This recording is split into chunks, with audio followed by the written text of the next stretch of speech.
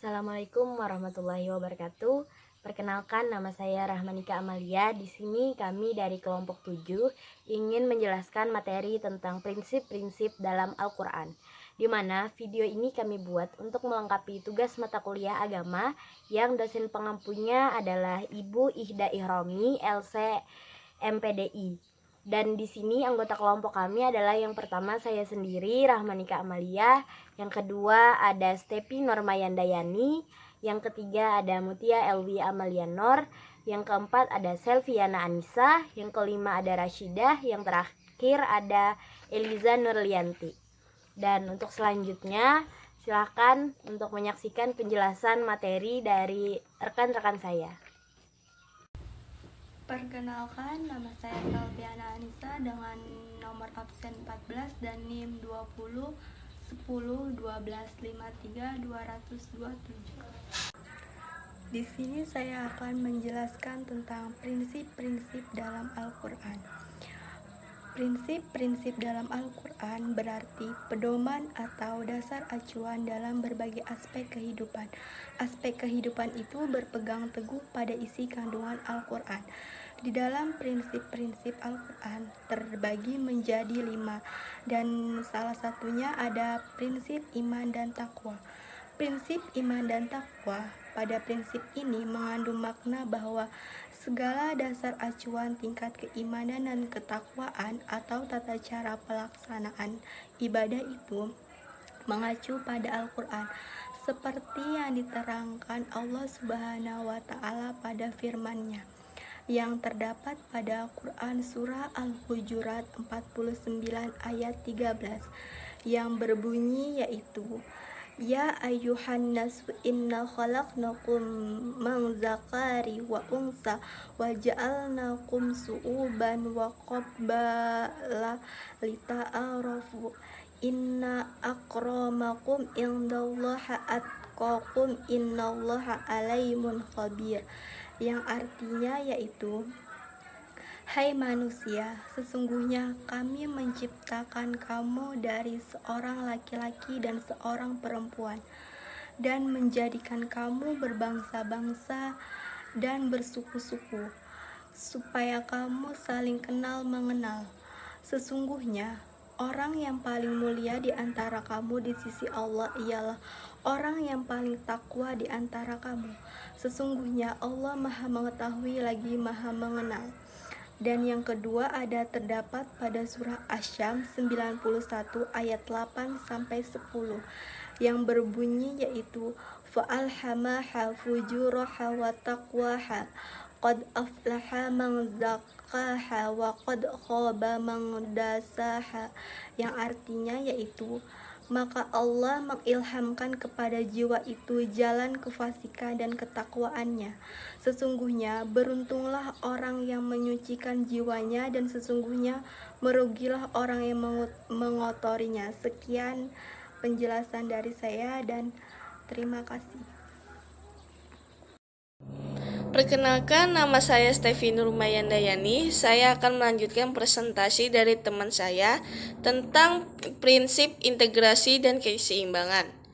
Di mana pada prinsip ini kita sebagai makhluk ciptaan Tuhan dianjurkan untuk menyeimbangkan tatanan kehidupan menjalankan perintah Allah Subhanahu wa Ta'ala guna mengajar surganya dan bekerja untuk mencukupi kebutuhan di dunia. Surah Al-Kasyah 28 ayat 77. A'udzubillahi minasyaitonirrajim. Bismillahirrahmanirrahim. Wa abtaghi fima atakallahu'd dara akhirah wa la tansha nasibaka minad dunya wa ashin kama ahsanallahu ilaika wala tabgil fasyada fi ardi innallaha la yuhibbul mufsidin. Artinya, dan carilah pada apa yang telah dianugerahkan Allah kepadamu kebahagiaan, negeri akhirat. Dan janganlah kamu melupakan bahagiamu dari kenikmatan duniawi dan berbuat baiklah kepada orang lain sebagai Allah telah berbuat baik kepadamu. Dan janganlah kamu berbuat kerusakan di muka bumi. Sesungguhnya Allah tidak menyukai orang-orang yang berbuat kerusakan. Surah Al-Anbiya 21 ayat 16. Wa ma khalaqnas samaa wal arda wa ma bainahuma la'ibin, yang artinya, dan tidaklah kami ciptakan langit dan bumi dan segalanya yang ada di antara keduanya dengan bermain-main. Surah Al-Baqarah 2 ayat 143. Wa kadzalika ja'alnakum ummatan wasata, artinya, dan demikian pula kami telah menjadikan kamu umat Islam, umat yang adil dan pilihan. Assalamualaikum warahmatullahi wabarakatuh. Di sini saya ingin menjelaskan tentang materi selanjutnya, yaitu tentang prinsip pemerataan. Pada prinsip ini menekankan bahwa menuntut ilmu atau memperoleh pelayanan pendidikan itu merupakan hak bagi semuanya, baik laki-laki maupun perempuan, kaya ataupun miskin, masyarakat kota maupun desa. Sebagaimana dalam hadis, yaitu thalabul ilmi faridatun ala kulli muslimin, yang artinya menuntut ilmu itu wajib bagi seluruh muslimin. Baik, sampai sini materi yang dapat saya sampaikan. Selanjutnya akan dilanjutkan oleh teman saya. Sekian dan terima kasih. Wassalamualaikum warahmatullahi wabarakatuh. Assalamualaikum warahmatullahi wabarakatuh. Perkenalkan, nama saya Muti Elwi Amalianur dengan nomor absen 37. Di sini saya akan menjelaskan tentang proses membentuk manusia seutuhnya. Pendidikan Islam dalam hal ini merupakan usaha untuk mengubah potensial individual peserta didik menjadi kesempurnaan yang aktual dalam setiap tahapan kehidupannya. Dalam hal ini, pendidikan agama Islam memiliki tujuan untuk mempertahankan keutuhan potensial peserta didik, tapi dengan tetap mengoptimalkan potensinya dengan keridhaan Allah Subhanahu wa Ta'ala.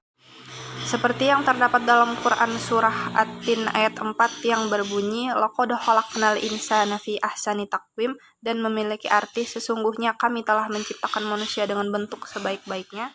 Dalam An-Nafaat Al-Makkiyah, Syekh Muhammad Shalih Asy-Syawi yang disumpahkan dalam firman-Nya, sungguh kami telah menciptakan manusia dalam bentuk sebaik-baiknya, yakni dalam bentuk ciptaan yang sempurna, bagian-bagian tubuh yang lengkap, tegak berdiri dan tidak kekurangan apapun sejak ia lahir, secara lahir dan batin.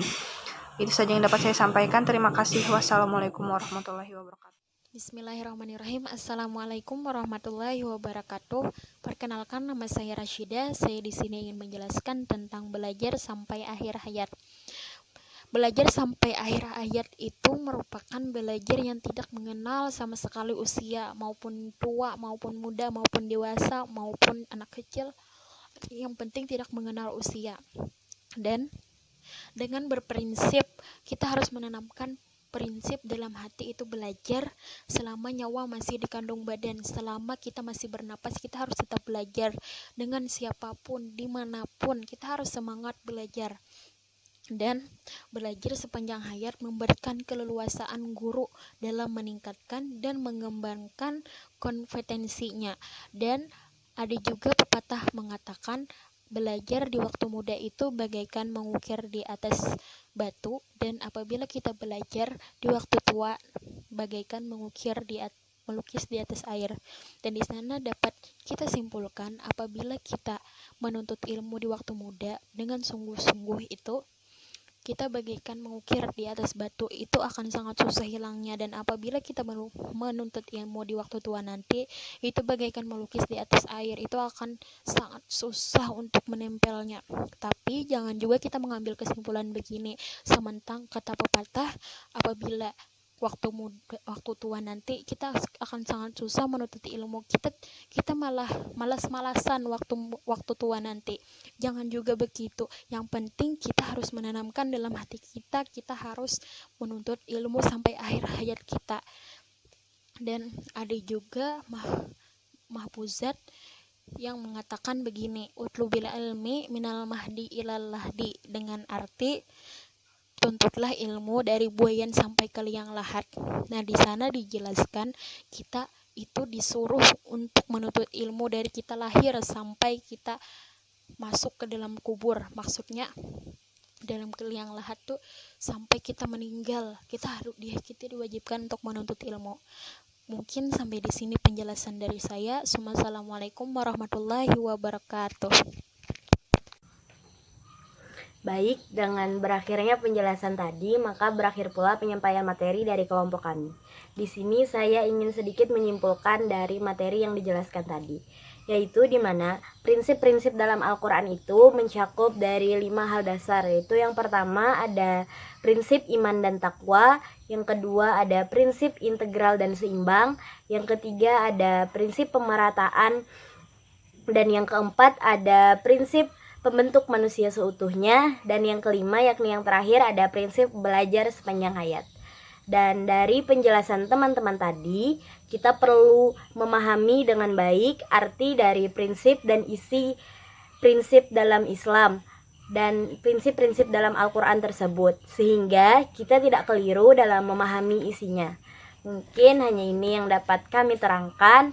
Saya mewakili teman-teman kelompok 7 memohon maaf sebesar-besarnya apabila terdapat kesalahan dalam penyampaian materi yang kami sampaikan. Wassalamualaikum warahmatullahi wabarakatuh.